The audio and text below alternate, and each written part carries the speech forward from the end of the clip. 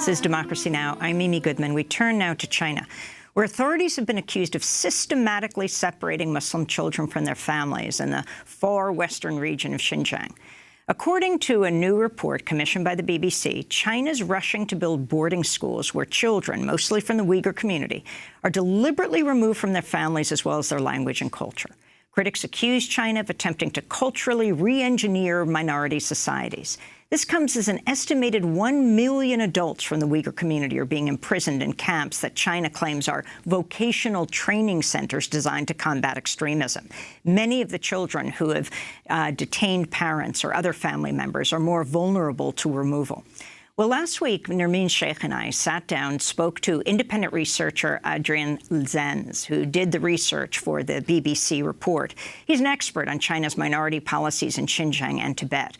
We also spoke with Rushan Abbas, a Uyghur-American activist, founder and director of the Campaign for Uyghurs. After she spoke out against China's repression of Uyghurs last year, her aunt and sister disappeared. Her aunt has since been released, but there's still no news on her sister. I started by asking Adrian Zenz what he found in his research. My findings are very disturbing, and they really point to an urgent campaign on side of the Chinese in Xinjiang to handle and deal with the fallout of having detained so many Turkic minority adults, especially Uyghurs, in the region of Xinjiang. And what they're doing now is that with so many cases of both parents in detention, the children are being put up into boarding facilities. There's been a multi-billion-dollar campaign to construct boarding schools that go all the way down to kindergarten, and most recently even a drive to establish nurseries for smaller kids, for infants, in satellite factories in villages where they are putting women to work. And Adrian, can you give us a sense? You said a multi-billion-dollar campaign. Who's funding this campaign? This is funded by Beijing. Xinjiang is traditionally a fairly poor region, even though it has mineral resources. But about 80% of the budget of Xinjiang is actually funded by Beijing, especially the security, the police, the technology, and of course the internment campaign. Can we step back for a moment and you tell us, place the Uyghur community for us. Tell us who they are, how many people are there, and how these policies, what you're calling cultural genocide, evolved and were put into place. The Uyghurs are 11 to 12 million strong, so almost twice as many as Tibetans. They are a Turkic people, much more similar in language, culture, and religion to the Turks and other Central Asians.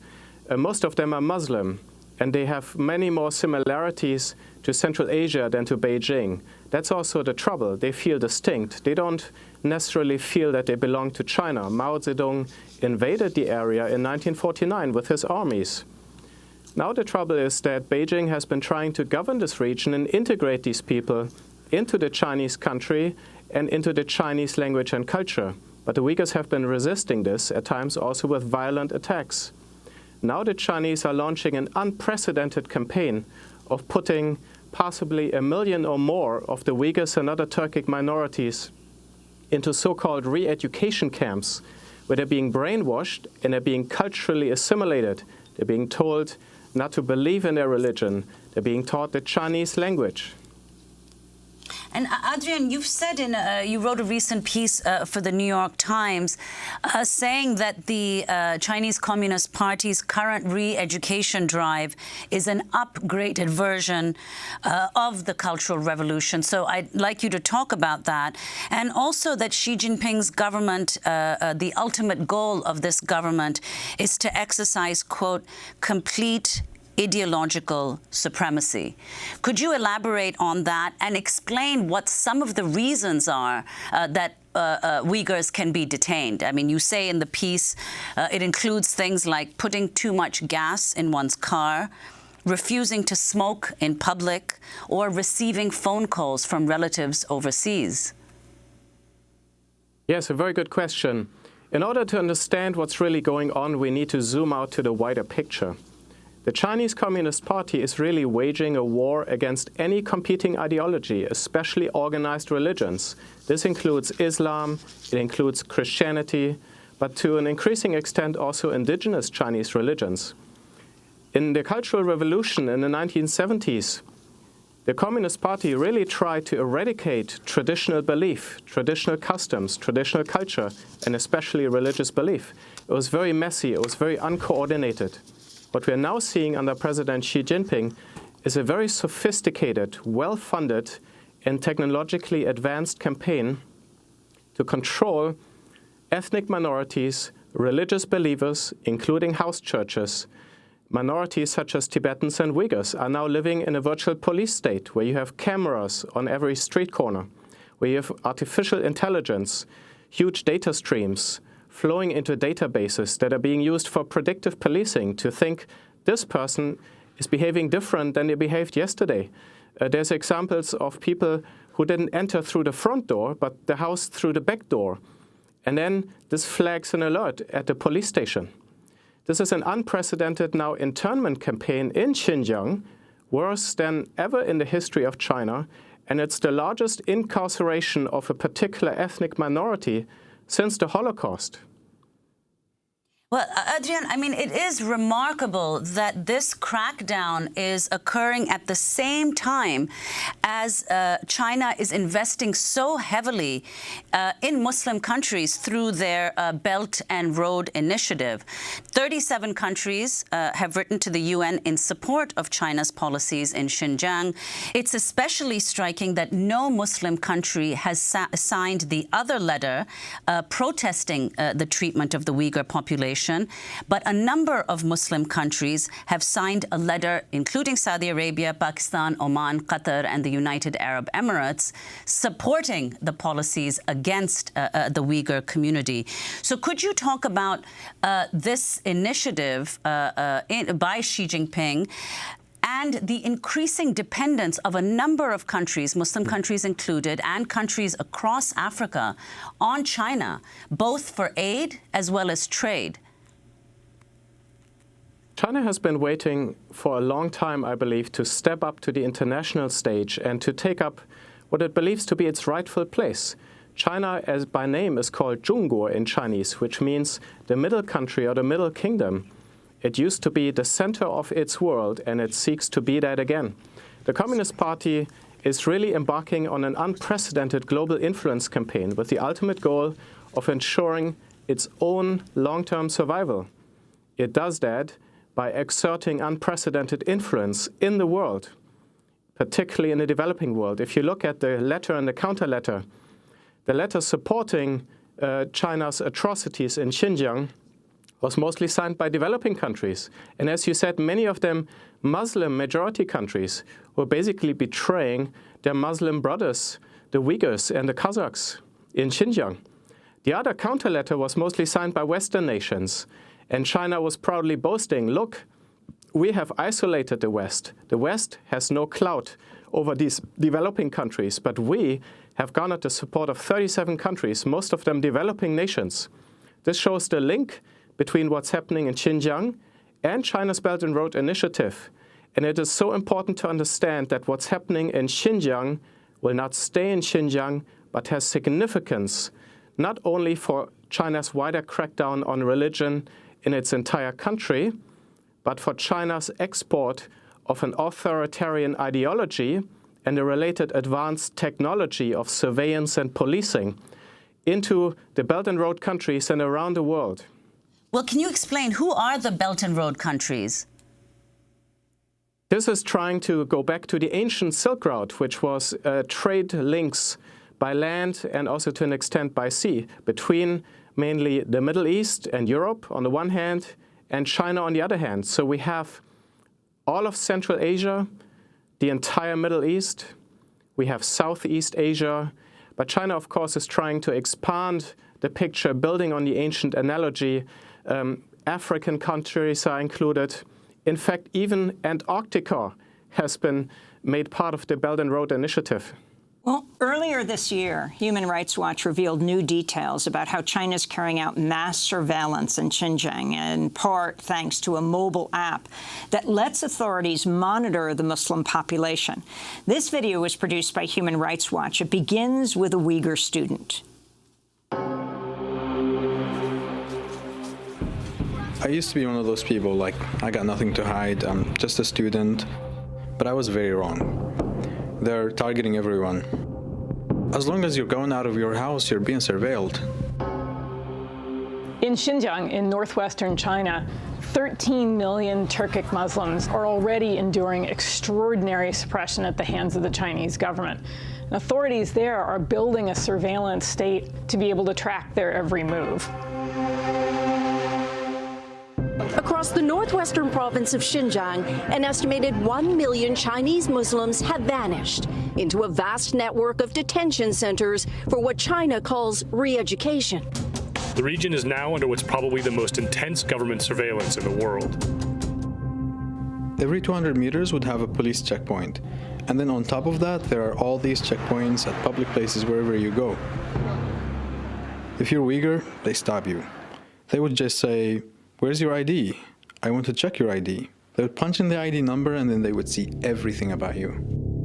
One tool at the heart of Xinjiang's surveillance system is the IJOP, or the Integrated Joint Operations Platform. The IJOP has an app that's used by police and government officials to track extraordinary amounts of personal information about individuals, ranging from their religious habits to their blood type. The information from the app feeds into a central system and combines with information from other surveillance systems, including CCTV cameras that rely on facial recognition software, and even Wi-Fi sniffers that are used as people walk through checkpoints to pull information off their phones. The IJOP system aggregates all this data about people, flags those it deems suspicious, and sends alerts to nearby officials. These dubious criteria are being used to identify large numbers of people, many of whom are then arbitrarily locked up. That is a video that's produced by Human Rights Watch. Adrian Zenz, if you could talk more about this massive surveillance of the Uyghur Muslim minority community in Xinjiang in China.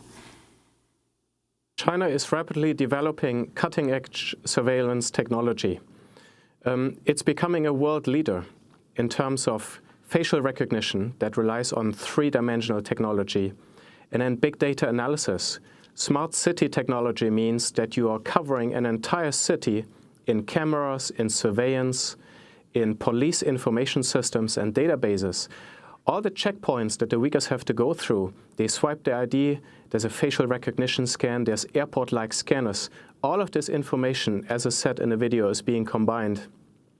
One of the most scary aspects, though, is the visiting relatives program, whereby hundreds of thousands, even 1 million of Chinese government officials on a regular basis are visiting the homes of Uyghurs, spending time with them, staying overnight, asking them questions. Official government documents even say that this way the local people cannot hide what they really feel or think. They're asking questions. They give them pork to eat and see if they will take it or not. Of course, as a Muslim, they're not supposed to do that. This way, the Chinese are trying to find if people really believe in Islam, if they're conforming to communist ideology or not.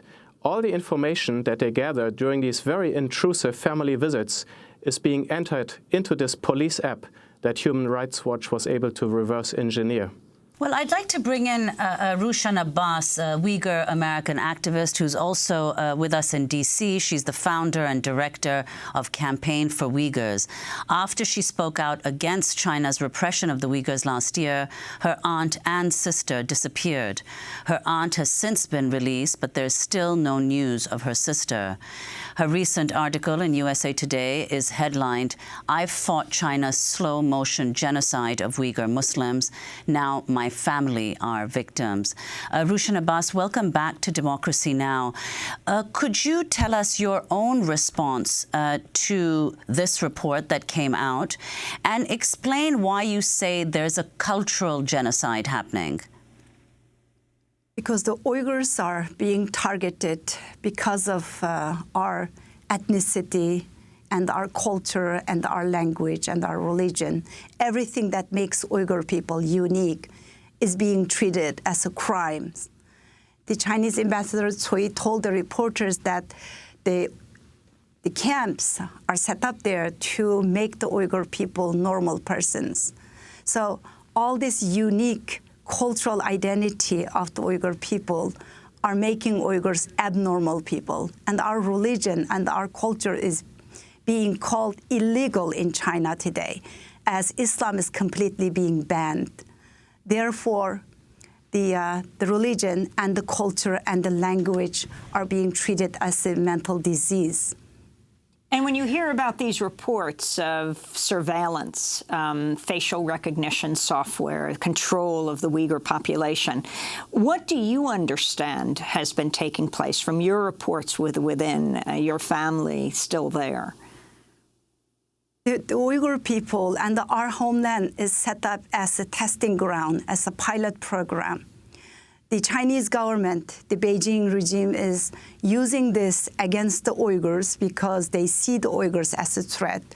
And strategically, the land of the Uyghur people are sitting on, the original owners of, is the strategic epicenter for Xi Jinping's Belt and Road Initiative, gateway to Central Asia, to Europe and Africa. Therefore, they are using the surveillance system, high-tech, ubiquitous cameras, facial recognition, softwares, and now they are exporting to the world. So what's happening in Xinjiang, what's happening in East Turkestan, is not just there to suppress Uyghur people. This is a security threat and the human rights threat, and it's a threat for our freedom all around the world. And Adrian Zenz, if you could say, I mean, this is a remarkable report that you produced with the BBC. How did you get access to this information?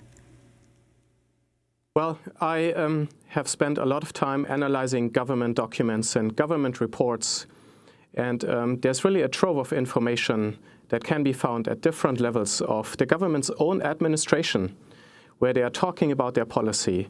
And of course, you have to piece things together because there's not one document that says we are putting thousands of kids where both parents are detained into particular places of full-time care. You have to look at this from 5 or 6 different angles, find strong evidence. There's massive construction of facilities that can put children into full-time care. There are policies of how to dealing with the fallout of both parents detained, that schools have to pay particular attention. It says to the mental state of students where both parents are detained. Schools must be proactive. They must monitor these kids. Governments are called upon to monitor the situation, to visit these families almost daily. So you can piece things together and you get a strong picture. Well, Rushan Abbas, I want to ask about another piece of recent, extremely troubling news that emerged from China. Last month, an independent tribunal in London concluded that organs of members of marginalized communities, including Uyghur Muslims and Falun Gong practitioners, are being harvested for profit, sometimes when patients are still alive. The China tribunal collected evidence from medical experts, human rights investigators, and others. It was chaired by Sir Geoffrey Nice, QC, a prosecutor at the International Criminal Tribunal for former Yugoslavia. He said, quote, "The conclusion shows that very many people have died indescribably hideous deaths for no reason, that more may suffer in similar ways, and that all of us live on a planet where extreme wickedness may be found in the power of those, for the time being, running a country with one of the oldest civilizations known to modern man," he said. So, Rushan Abbas, can you comment, can you say what you know about this forced organ donations? The airport in Kashgar has a special line dedicated for Uyghur people. And go back to 3-4 years ago when Xinjiang came over, he mandatorily forcing Uyghur people to give blood. And they selected the Uyghur people's DNA. We were wondering, what is this for? And later on, we realized that there have been reports, they're advertising halal organs, which is the Uyghur Muslims' bodies. So the illegal organ harvesting is also making the Uyghur people the victims of illegal organ harvesting, that they are being kept in the camps today. Rushan Abbas, a Uyghur-American activist, and independent researcher Adrian Zenz will link to his report at democracynow.org. Happy 60th anniversary to Pacifica station KPFK in Los Angeles. Democracy Now! Is currently accepting applications for our year-long paid video production fellowship here in New York City. The deadline is Sunday. Learn more and apply at democracynow.org. And Democracy Now!'s Juan Gonzalez will be speaking at the Schomburg Center for Research in Black Culture in Harlem tonight about the 50th anniversary of the New York chapter of the Young Lords, which he co-founded. We will live stream the event on democracynow.org beginning at 6 p.m. Eastern. I'm Amy Goodman. Thanks so much for joining us.